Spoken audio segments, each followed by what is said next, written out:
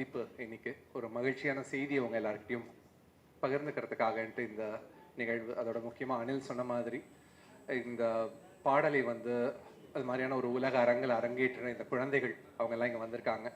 அவங்கள பாராட்டுறதுக்கான ஒரு நிகழ்வாகவும் இதை நான் பார்க்குறேன். அனில் முன்னாடி வந்து அபிநாத் வந்து சொன்னார். அபிநாத்துக்கு வந்து எனக்கு ரொம்ப ஒரு நெருங்கிய ஒரு நண்பர். தொடர்ந்து அவங்களோட பள்ளி கூட நிறைய கல்வி தொடர்பான திட்டங்களில் வந்து பங்கெடுத்துக்கிட்டு இருக்கேன். அவங்களுடைய பள்ளியோட நிர்வாகம் வந்து எனக்கு ரொம்ப பிடிக்கும். ஒரு குடும்பம், ஒரு நல்ல குடும்பம் எப்படி இயங்குமோ அது மாதிரி ஒரு பள்ளி இயங்கிக்கிட்டு இருக்கும். எல்லாரும் வந்து ஒரு உறவுகள் மாதிரி அவங்க எல்லாரும் ஒருத்தருக்கு ஒருத்தர் எல்லாத்தையும் புரிஞ்சுக்கிட்டு, ஒவ்வொருத்தரையும் புரிஞ்சுக்கிட்டு அவங்க முன்னெடுத்திட்டு போகிறது. அது மட்டும் இல்லாமல் அவங்களோட பள்ளி அப்படின்றது மட்டும் இல்லாமல் அவங்கள சுற்றி இருக்கிற மிச்ச பள்ளிகளில் இருக்கிற குழந்தைகள் எல்லாமே பெனிஃபிட் ஆகணும்ன்ட்டு அவங்களோட ஒவ்வொரு திட்டமும் எனக்கு தெரியும். ஸோ கற்கோன்னு ஒரு திட்டம் ஒன்று ஆரம்பிச்சிருக்காங்க. அரசு பள்ளிகளில் இருக்கிற குழந்தைகளும் அவங்களோட பள்ளியில் இருக்கிற குழந்தைகளும் இணைந்து படிக்கிற மாதிரியான ஒரு திட்டம். இது மாதிரி நிறைய புது புது திட்டங்கள் கொண்டு வந்துக்கிட்டே இருக்காங்க. அவங்கள அந்த பள்ளிக்கு முதல்ல என்னுடைய வாழ்த்துக்கள், நன்றி. அபிநாத் பேசும்போது சொன்னார், இந்த பாட்டு முதல்ல அவர் எங்கிட்ட வந்து கேட்கும்போது குவீன் மீரா பள்ளிக்கு ஒரு பாட்டு பண்ணணும்னு சொன்னார். ஸோ அப்போ சொன்னப்போ அவர் தான் தயாரிக்கிறாரு, அவர் சொன்னால் நான் பண்ணி கொடுத்துருக்கலாம். ஆனால் நான் அவர்கிட்ட கேட்டேன், இது வந்து ஒரு பொதுவாக இருக்கலாமா, எல்லா மாணவர்களுக்காக கொண்டு போகலாமா அப்படின்னு சொல்லி கேட்டப்போ உடனே அவர் வந்து எதுவுமே தயக்கமே இல்லை, பண்ணுங்க, என்ன செலவானாலும் நான் பண்ணுறேன் அப்படின்னாரு.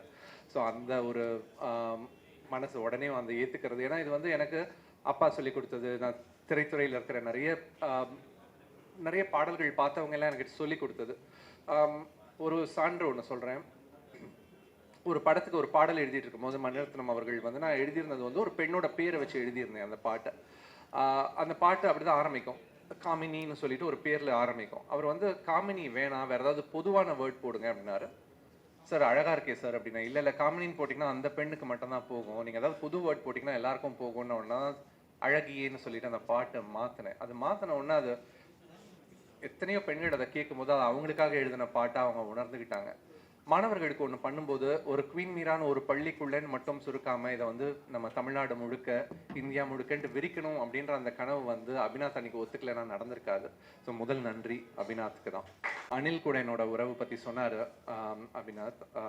அனில் வந்து ஒரு நாள்னா சொன்னார், ஒரு நாள் இல்லை, ஒரு நிமிடம் தான் நடக்கும். நான் வந்து ஒரு வரிகள் அவருக்கு அனுப்பிச்சேன்னா ஒரு நிமிடத்தில் என்னை கூப்பிட்டுட்டு இதான் மெட்டு எப்படி இருக்குது இந்த மெட்டுன்னு சொல்லிட்டு என்கிட்ட கேட்பாரு.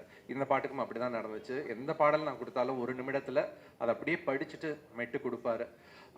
அப்பாவோட நாட்படுத்தீரல் சீரீஸ் வந்து நாங்கள் ஆரம்பித்தப்போ முதல் பாடல் வந்து அனில் ஸ்ரீனிவாசன் தான் இசையமைச்சிருந்தாரு.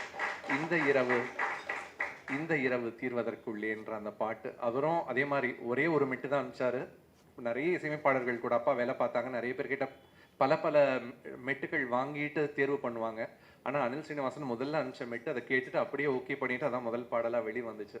அவருடைய இசை வந்து எனக்கு ரொம்ப பிடிக்கும். இசையில் வந்து அவர் கூட சேர்ந்து நிறைய இப்போ தமிழ் இசை பாடல், இந்த மார்கழி இதில் வந்து ஒரு கச்சேரி ஒன்று பண்ணோம் ரீசெண்டாக. தமிழ் பாடல்கள், புதுசாக எழுதின தமிழ் பாடல்களை வந்து அவரும் சிக்கில் குருச்சரணம் கொண்டு வந்தாங்க.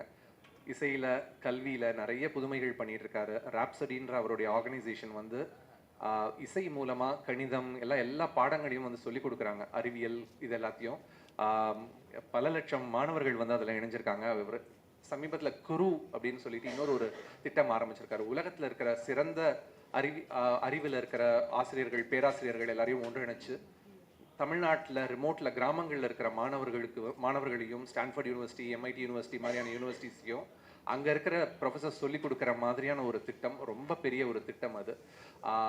அது மாதிரி நிறைய பண்ணிட்டு இருக்காங்க. இது மாதிரியான ஆட்கள் கூட சேர்ந்து இது மாதிரியான ஒரு ப்ராஜெக்ட் ஒன்று பண்ணது வந்து ரொம்ப மகிழ்ச்சியாக இருந்துச்சு. ஏன் இது ஆரம்பிச்சது, இந்த வரிகள் எப்படி வந்துச்சுன்னா, நான் ரொம்ப எளிமையாக இருக்கணும் இந்த பாட்டு. எனக்கு வந்து ஜே கிருஷ்ணமூர்த்தியோட சில உரைகள் வந்து கேட்டிருக்கேன்.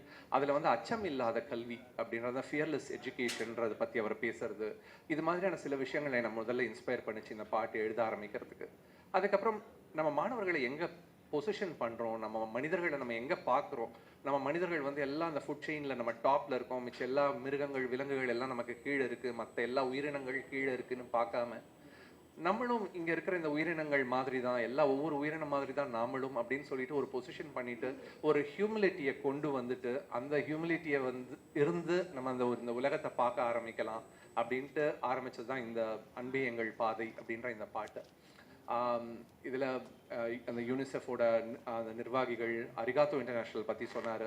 அந்த ஆர்கனைசேஷன் பற்றி நிறைய பேருக்கு தெரியாது. ஒரு ஒரு ஃபென்டாஸ்டிக் ஆர்கனைசேஷன். அவங்க வந்து ஜப்பானில் இருந்து எனக்கு தெரிஞ்சு பல லட்சம் குடும்பங்கள், 10 லட்சத்துக்கு மேலே குடும்பங்கள் வந்து அவங்களோட ஒரு வேளை உணவை சாப்பிடாம அந்த உணவுக்கு ஆகிற தொகையை குழந்தைகளுக்காகன்னு சொல்லி கொடுக்குறாங்க.